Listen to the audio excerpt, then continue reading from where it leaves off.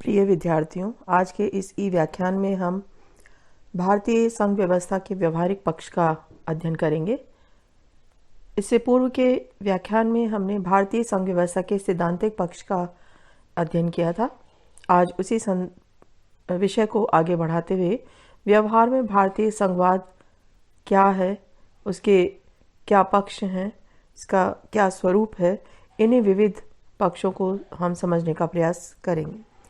भारत की राजनीतिक परिस्थितियों के साथ संघवाद के स्वरूप में भी परिवर्तन आता रहा है। भारत की संघ व्यवस्था को राजनीतिक तत्वों के बदलते परिप्रेक्ष्य में कुछ बिंदुओं के द्वारा चित्रित किया जा सकता है, समझाया जा सकता है।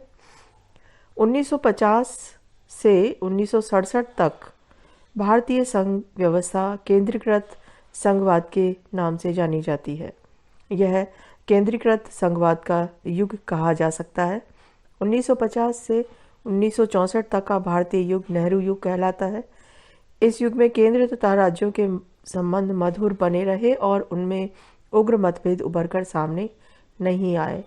इस कारण व्यवहार में कुछ ऐसे राजनीतिक तथ्य उभरे जिन्होंने भारत में केंद्रीकरण की प्रवृत्ति को पनपने में मदद दी।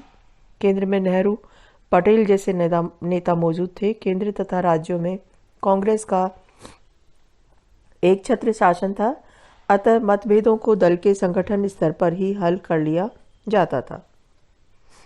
चौथे आम चुनाव के बाद शक्ति का संतुलन राज्यों की ओर झुका और 1967 के बाद के संघवाद को हम सहयोगी संघवाद का युग कह सकते हैं।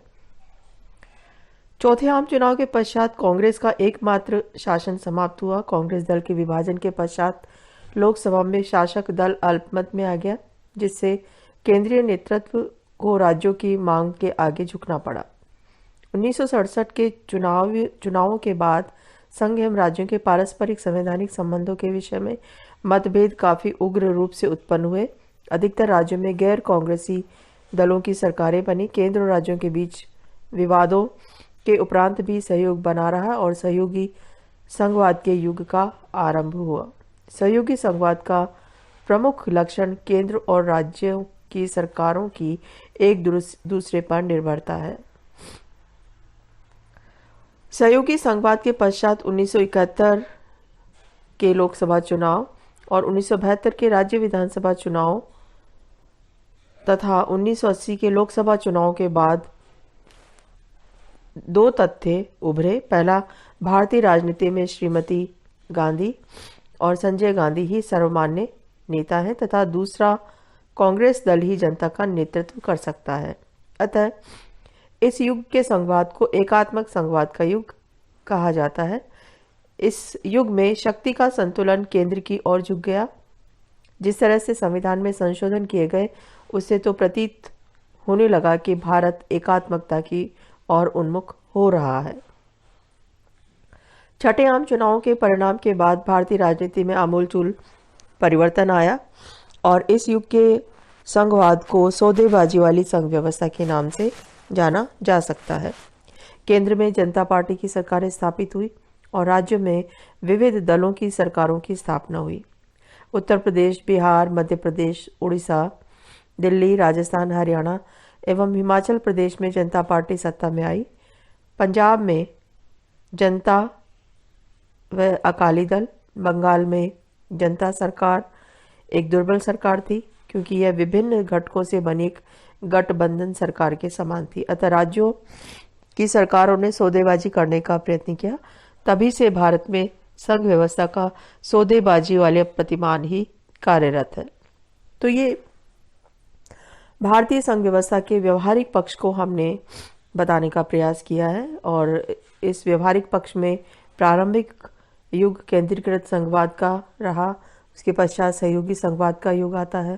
इसके पश्चात एकात्मक संघवाद का युग विकसित हुआ और उसके छठे आम चुनाव के पश्चात की संघीय व्यवस्था को सौदेबाजी वाली संघीय व्यवस्था के नाम से जाना जाता है। भारतीय संघ व्यवस्था का एक बहुत प्रमुख लक्षण है कि संघात्मकता के साथ साथ एकात्मकता का की विशेषताएं भी इसमें निहित है और भारतीय संविधान में कुछ एकात्मकता के लक्षण विद्यमान हैं। संविधान निर्माताओं के द्वारा केंद्रीय सत्ता को सुदृढ़ता प्रदान की गई है, क्योंकि भारतीय संघ आर्थिक एवं राजनीतिक समस्याओं तथा प्रादेशिकता की संकीर्ण भावनाओं से ग्रसित था। इन समस्याओं के समाधान के लिए केंद्रीय सरकार के पास पर्याप्त शक्तियों का होना आवश्यक था, इसलिए एक सशक्त केंद्र की स्थापना की गई। भारतीय संविधान में उपलब्ध एकात्मकता के कुछ प्रमुख लक्षण हैं, जैसे 7वीं अनुसूची में 3 सूचियों का प्रावधान है। संविधान की 7वीं अनुसूची में वर्णित सूची में संघीय सूची के सर्वाधिक विषयों को सम्मिलित किया गया है, जिसमें सर्वाधिक महत्वपूर्ण 100 विषय हैं। इन पर विधि निर्माण की शक्ति एकमात्र केंद्रीय सरकार में निहित है। समवर्ती सूची में 52 विषयों पर केंद्र एवं राज्य दोनों के ही विधानमंडल विधि निर्माण में सक्षम है, लेकिन दोनों द्वारा निर्मित विधियों में विरोधाभास उत्पन्न होने पर केंद्रीय कानून ही मान्य होते हैं। राज्य सूची में परिगणित विषयों पर राज्यों को कानून बनाने का अधिकार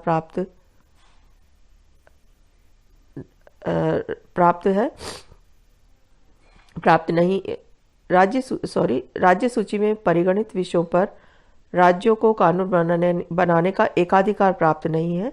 संविधान के अनुच्छेद 249 के अंतर्गत राज्यसभा को यह अधिकार है कि वह 2/3 बहुमत से प्रस्ताव पारित कर संसद को राज्य सूची के किसी भी विषय पर विधि निर्माण के लिए अधिकृत कर सकती है।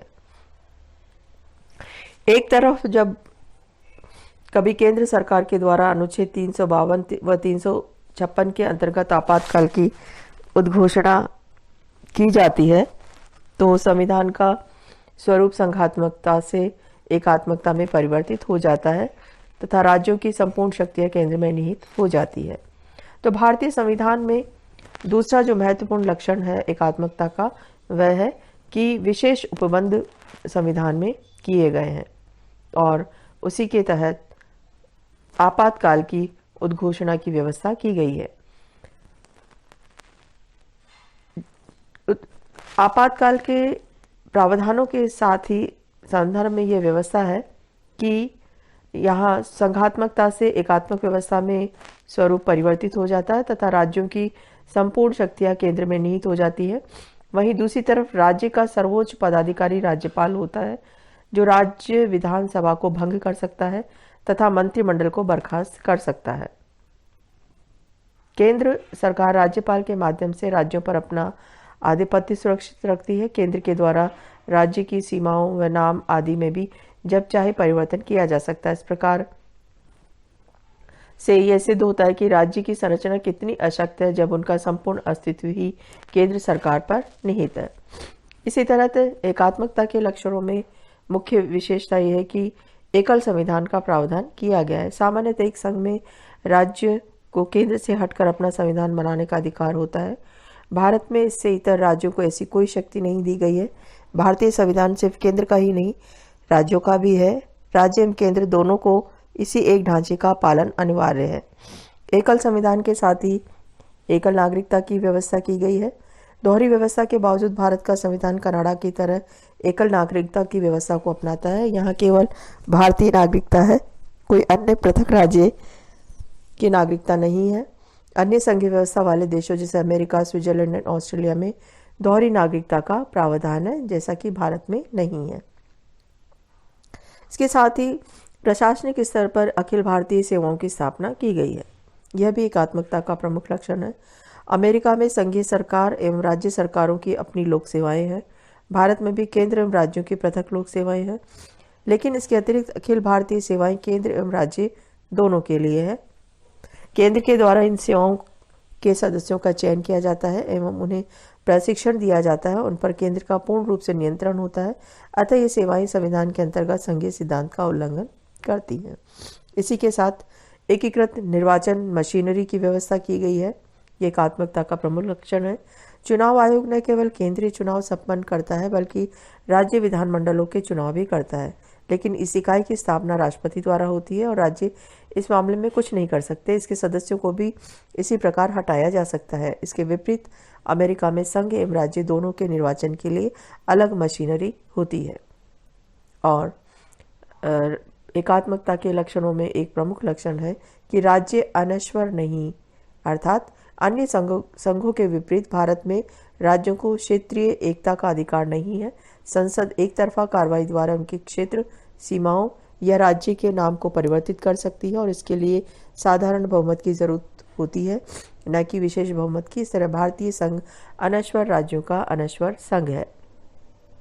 तो भारतीय संघ व्यवस्था में एकात्मकता के लक्षण भी दृष्टिगत होते हैं प्रमुख रूप से, और उन्हीं लक्षणों में जैसे 7वीं अनुसूची में तीनों सूचियों का प्रावधान है, कुछ विशेष उपबंध किए गए हैं, एकल संविधान, एकल नागरिकता, अखिल भारतीय सेवाएं, एकीकृत निर्वाचन मशीनरी और राज्य का अनश्वर नहीं होना।